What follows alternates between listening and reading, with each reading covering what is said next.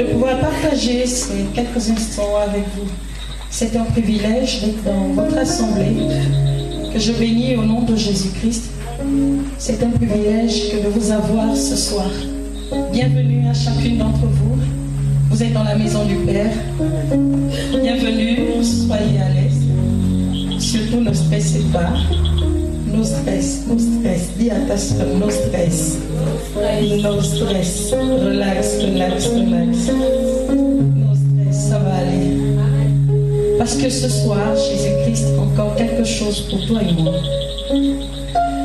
Alors ce soir, il m'a été demandé de vous entretenir sur un thème. Vous le connaissez le thème? Non? On vous a pas dit le thème, non? Je vois c'est encore là les liens. Alors, pardon? Oui? Comment détruire les blocages et les obstacles dans ma vie? Amen.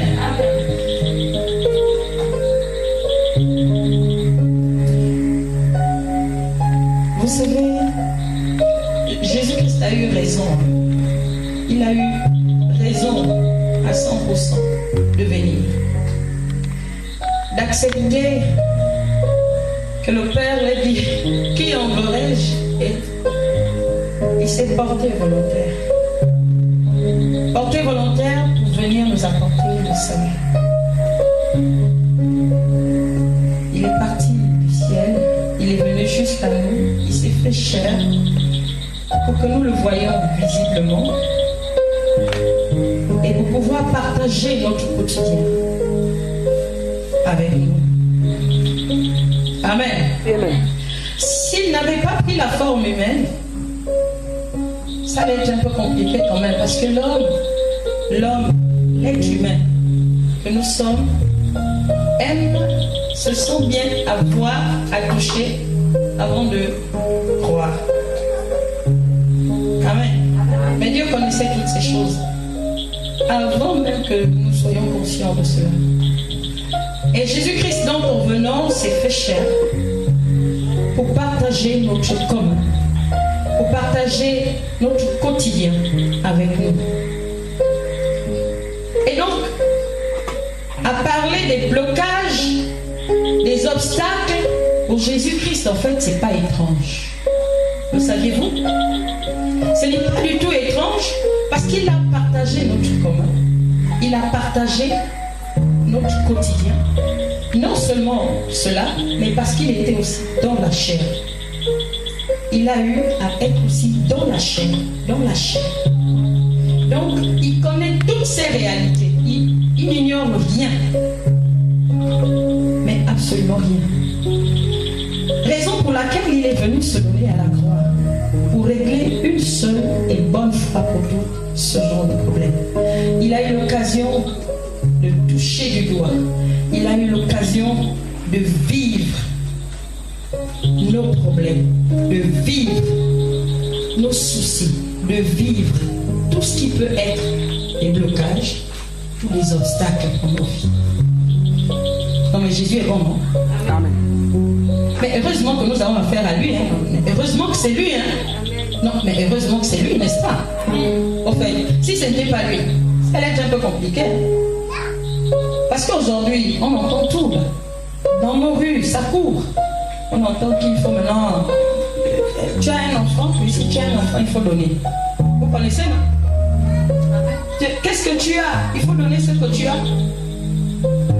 Pour qu'on te donne un semblant de sensation de bonheur. Et Jésus, lui, il a dit non, je vais régler ça une bonne fois pour... Alors j'aimerais partager avec vous ce passage, cette histoire que Luc nous raconte ici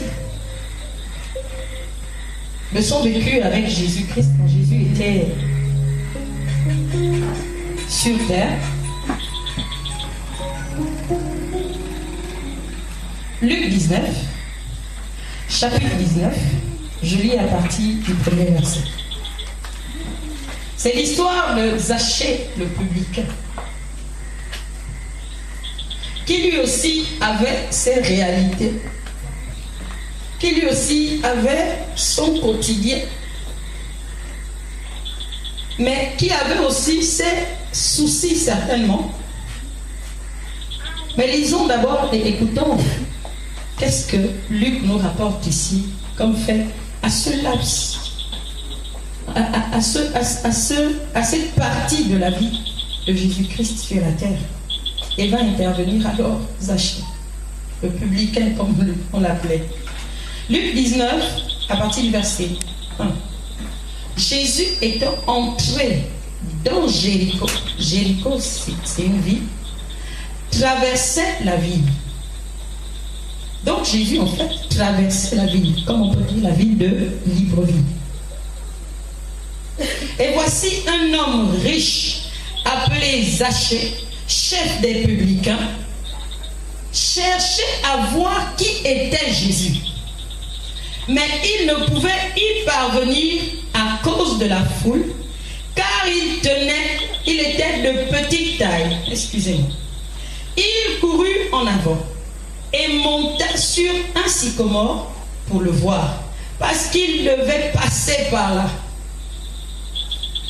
Lorsque Jésus fut arrivé à cet endroit, il leva les yeux et lui dit: Zachée, hâte-toi de descendre, car il faut que je demeure aujourd'hui dans ta maison.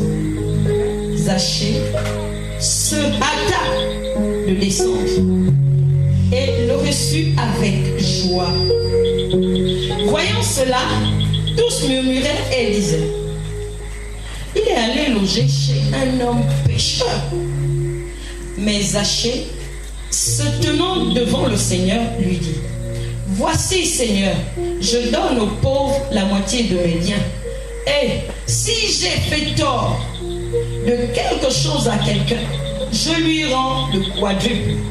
Jésus lui dit: le salut est entré aujourd'hui dans cette maison, parce que celui-ci est aussi un fils d'Abraham. Car le Fils de l'homme est venu chercher et sauver ce qui était perdu. Amen. Amen. Amen. Amen. Amen. Amen. Alors,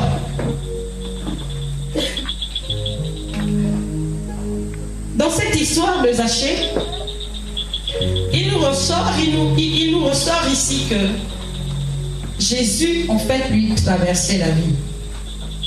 Est-ce que le Luc ne nous dit pas clairement s'il venait pour habiter dans cette ville, n'est-ce pas? On a lu ensemble. Luc ne nous rapporte pas qu'il venait pour habiter dans cette ville, ou pour trouver un logement, ou qu'il allait passer plusieurs jours dans cette ville. Mais Luc nous dit simplement qu'il traversait la vie. Donc, un peu comme quelqu'un qui part de Vendo pour l'aéroport, à pied ou en voiture, mais il traverse la ville.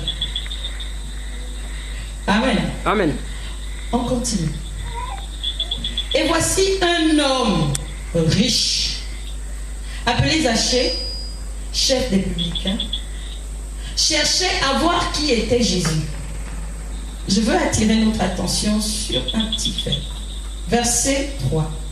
Mais il ne pouvait y parvenir à cause de la foule, car il était de petite taille.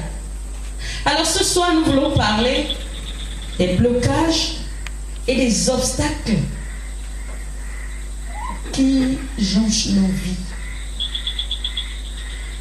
À chercher d'abord à comprendre, c'est quoi l'obstacle? C'est quoi un obstacle? Il y a certainement une différence. Moi, avant, je comprenais rien à tout ça. Il me disait, bon, blocage, d'accord. Obstacle, je dis, oui, c'est la même chose. Quand on dit blocage, c'est sûr qu'il y a blocage, voilà, on s'arrête peut-être quelque part. Il y a embouteillage, vous avez vu là en ce moment ce qui se passe dans la ville. Il y a pénurie de carburant, mais il y a problème, on n'avance plus. D'accord? On n'avance plus. Pour moi, c'est ça le blocage. Et puis, il y a obstacle, il y a les embouteillages, tout ça là.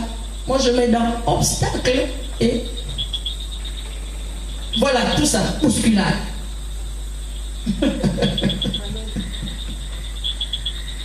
Mais c'est quoi alors? Qu'est-ce que c'est? C'est quoi le problème des blocages? Qu'est-ce qu'on entend par blocage? Blocage, c'est tout simplement, après quand j'ai dû quand même demander l'explication, on a su me montrer la différence qu'il y a entre l'obstacle et le blocage. Le blocage, lui, c'est tout ce qui en fait nous empêche d'avancer, nous empêche d'éclore, nous empêche de nous épanouir, mais en fait, le blocage est d'origine personnelle. C'est dans ma propre vie, c'est dans moi-même qu'il y a la raison, l'origine du blocage. Ça va? Amen.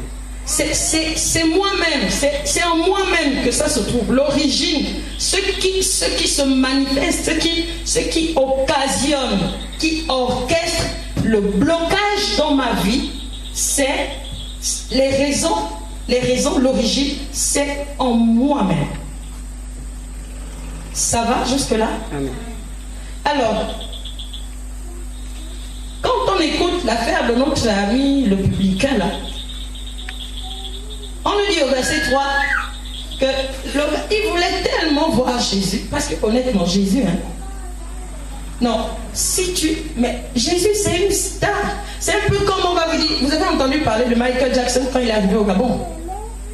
C'était de la bousculade, mais c'était compliqué, tout le monde voulait voir Michael Jackson.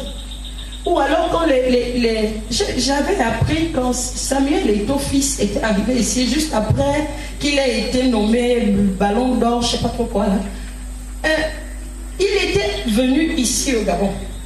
Mais tous les jeunes garçons se bousculaient parce qu'ils voulaient voir ça. C'est qui Samuel Eto'o? Vous comprenez? Non seulement c'est qui Samuel Eto'o, mais c'est qui le voyait déjà à la télé, savait qui il était et avait soif de le toucher, voulait son autographe, voulait son t-shirt, donne-moi ton maillot. Il y en a qui lui demandaient jusqu'à sa basket. C'est un peu comme si on nous disait que Joyce Meyer est arrivée au Gabon. Hein, les mamans? Mais vraiment, on va user de tout, hein? On va tout faire. Mais vraiment tout faire. Alors, c'est ce qui se passait avec notre ami Zachée. Jésus avait une telle renommée à cette époque, parce qu'il guérissait les malades, parce qu'il faisait des choses extraordinaires, qu'à chaque fois il arrivait dans une ville, tout le monde courait pour venir voir Jésus. Mais Jésus de Nazareth, Jésus, autant parmi les autorités, autant parmi les responsables des églises, autant parmi la foule, parmi les habitants, même les jeunes enfants jusqu'aux plus petits, tout le monde courait et voulait voir Jésus. Amen. Amen. Mais c'est ce qui s'est passé. Donc à cette période, Zachée se retrouve dans le lot. Il habite Jéricho et puis on annonce que Jésus est en train de traverser la ville de Jéricho. Il dit, alors, je ne rate pas cette occasion. Et il faut que j'y sois. Il faut que j'y aille, il faut que je le voie. Il faut que je le voie, moi. Mais, mon Dieu, si je peux même le toucher, c'est qui Jésus? Et au verset 3, Luc nous rapporte que, mais il ne pouvait y parvenir. Je reprends au verset 22. Et voici un homme riche appelé Zachée, chef des publicains, cherchait à voir qui était Jésus. Amen. Amen. Mais il ne pouvait y parvenir à cause de la foule, car il était de petite taille.